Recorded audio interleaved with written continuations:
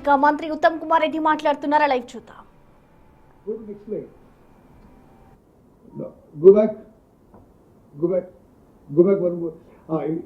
సరే, ఇది gunny bags availability విషయంలో అదేవిధంగా అన్ని జిల్లాలకు కూడా బాయిల్డ్ రైస్ టార్గెట్స్ కూడా ఏర్పాటు చేయడం జరిగింది. ఇది ఎందుకు చెప్తున్నారంటే ఎక్కడ ధాన్యం తడిసినా వెంటనే ఏ బాయిల్డ్ మిల్క్ తీసుకుపోవాలి, అది బాయిల్డ్ రైస్గా కన్వర్ట్ చేయాలనే ఇన్స్ట్రక్షన్స్ కూడా రాష్ట్ర వ్యాప్తంగా ఇవ్వబడింది. నెక్స్ట్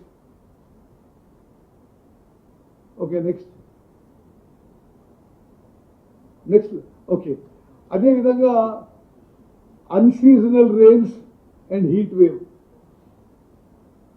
అకాల వర్షాలు మరి హీట్ వేవ్ ట్యాకిల్ చేయడానికి కూడా ఆల్రెడీ మేము అనేక చర్యలు తీసుకోవడం జరిగింది.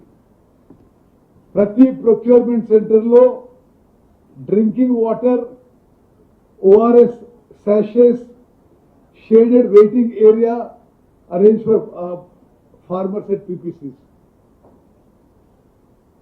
Procurement operation ఎక్కువగా మార్నింగ్ అవర్స్ లో కానీ ఈవినింగ్ అవర్స్ లో కానీ చేయమని మేము ఆ PPCs నడిపించే వాళ్ళకి సలహా ఇస్తున్నాం. అదేవిధంగా థండర్ స్టార్మ్స్ లో ఫార్మర్స్ కానీ స్టాఫ్ కానీ advised to avoid standing near trees and electric poles during thunderstorms. ఎక్కడన్నా దురదృష్టవశాత్తు థండర్ బోల్ట్ వల్ల ఎవరైనా రైతు చనిపోతే వెంటనే ఎక్స్గ్రేషియా పేమెంట్ కూడా చేయడం జరుగుతుంది.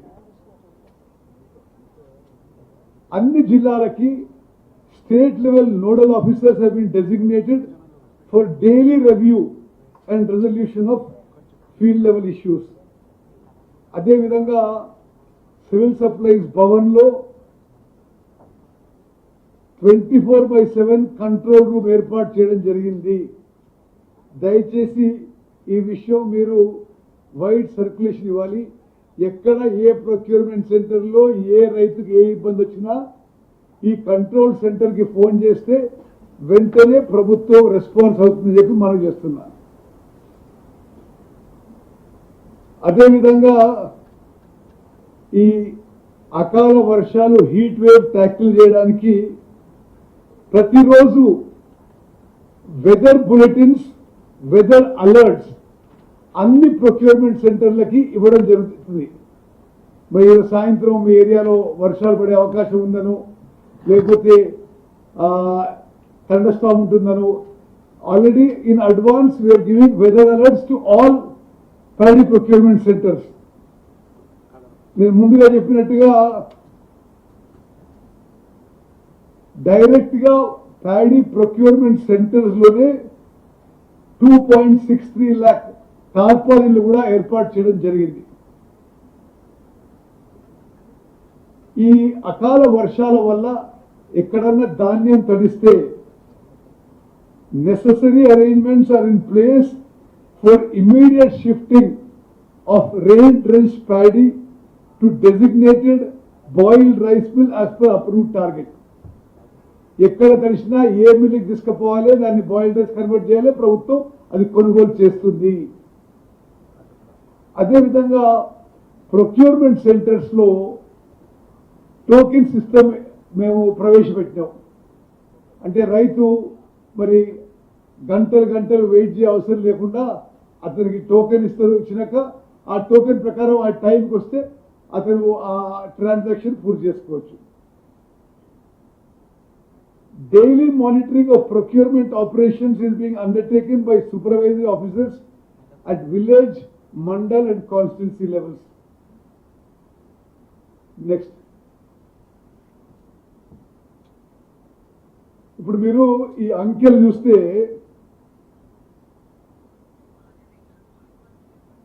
కాంగ్రెస్ ప్రభుత్వం వచ్చిన తర్వాతనే ఈ రాష్ట్రంలో ఎక్కువ ప్యాడీ ప్రొక్యూర్మెంట్ సెంటర్స్ ఓపెన్ చేయడం అని చెప్పి స్పష్టంగా అంకెలతో ఇక్కడ నిరూపిస్తున్నాం. టిఆర్ఎస్ ఉన్నప్పుడు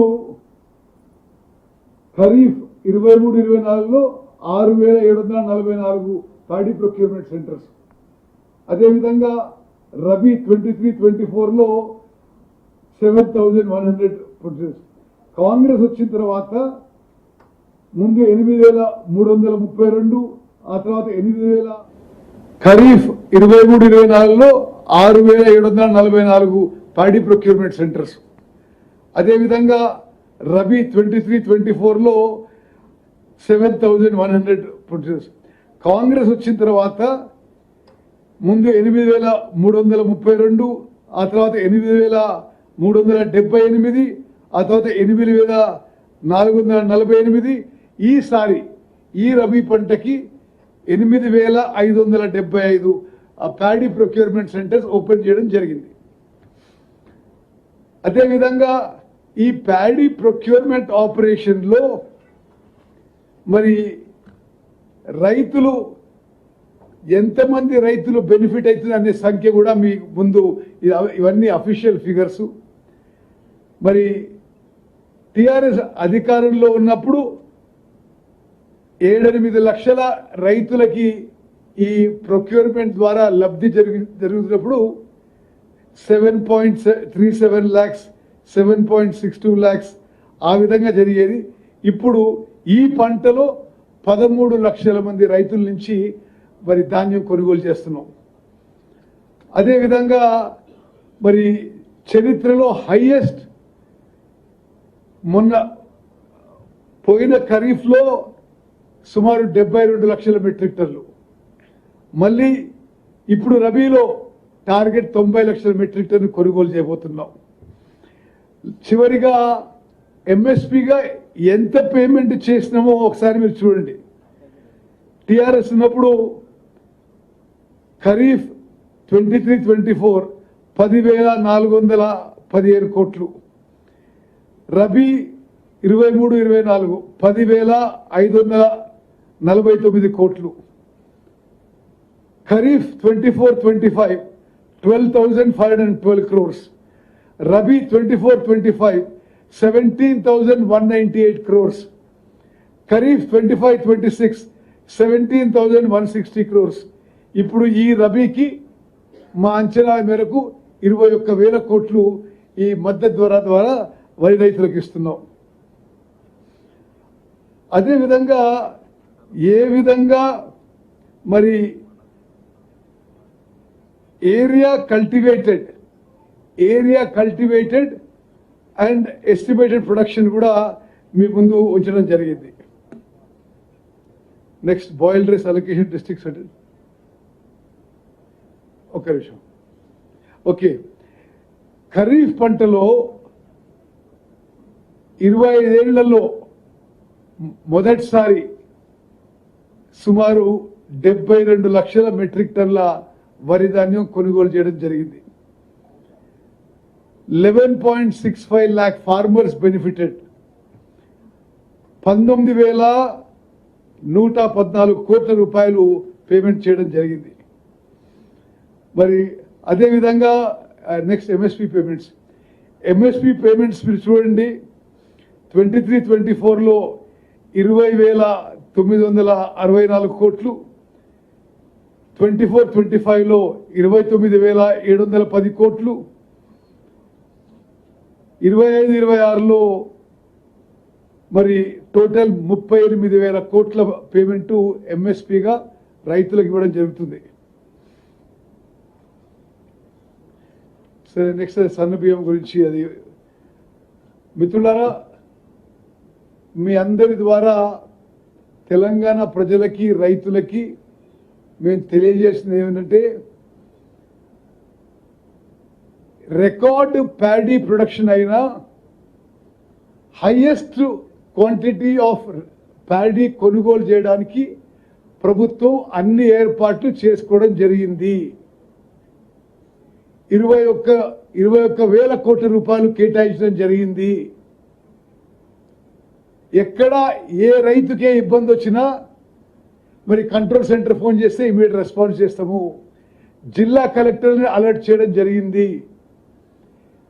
ప్రతి గ్రామ పంచాయతీలో చివరి రైతు నుంచి చివరి గింజ కొనుగోలు చేసే వరకు మా ప్రభుత్వం ఈ ప్యాడీ ప్రొక్యూర్మెంట్ ఆపరేషన్ సిస్టమేటిక్గా స్మూత్గా సక్సెస్ఫుల్గా నడిపిస్తుందని చెప్పి నేను మనం చేస్తున్నాను.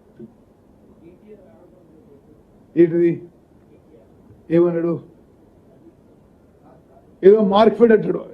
ఓకే, మార్క్ఫెడ్ నుంచి వీళ్ళు తీసుకున్నారు, వాళ్ళు తీసుకున్నారు, వారికి తెలియదో ఏమో కానీ Markfed is additional procurement agency.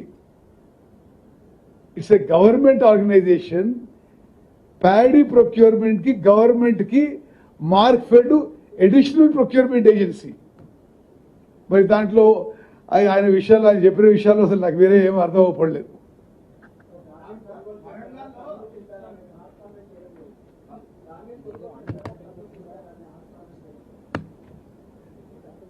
వాళ్ళు బొందబెట్టిన ఆల్రెడీ ఎన్నిసార్లు వాళ్ళు బొందబెట్టినారు? అసెంబ్లీ ఎలక్షన్స్లో, పార్లమెంట్ ఎలక్షన్స్లో, సర్పంచ్ ఎలక్షన్స్లో, మున్సిపల్ ఎలక్షన్స్లో. మరి ఇన్నిసార్లు పెట్టినా మళ్ళీ ఇట్లా మాట్లాడితే ప్రజలు సరైన బుద్ధి చెప్తారు. మీ సూరజ్ వ్యాలిడ్ పాయింట్ మీరు చెప్పారు. ఎందుకంటే ఈ అనుమానం, ఈ సస్పిషన్ చాలా చోట్ల చాలా మందికి ఉంది. తాలు తరుగు 1 కిలో ఏ మిల్లర్ కానీ ఏ ట్రేడర్ కానీ కట్ చేసినా కఠినమైన చర్యలు ఉంటాయని చెప్పి ప్రభుత్వం తరఫు నుంచి నేను మరోమారు మనవి చేస్తున్నా. గతంలో ఉండేది, నేను అపోజిషన్ ఎమ్మెల్యే ఉన్నప్పుడు ఈ టీఆర్ఎస్ గవర్నమెంట్లో ప్రతి చోట 3-4 కిలోలు బస్తాకు 3-4 కిలోలు తాలు తరుక్క మిల్లర్లు కానీ ట్రేడర్స్ కానీ ప్రొక్యూర్మెంట్ సెంటర్స్లో కానీ కట్ చేసుకునేవాళ్ళు. మేము చాలా కఠినమైన ఆదేశాలు ఇచ్చినాం. 1 కిలో కూడా తాలు తరుగా కట్ చేయడానికి వీలు లేదు. రైతులకి సంపూర్ణ న్యాయం చేయడానికి మా ప్రభుత్వం కట్టుబడి ఉంది.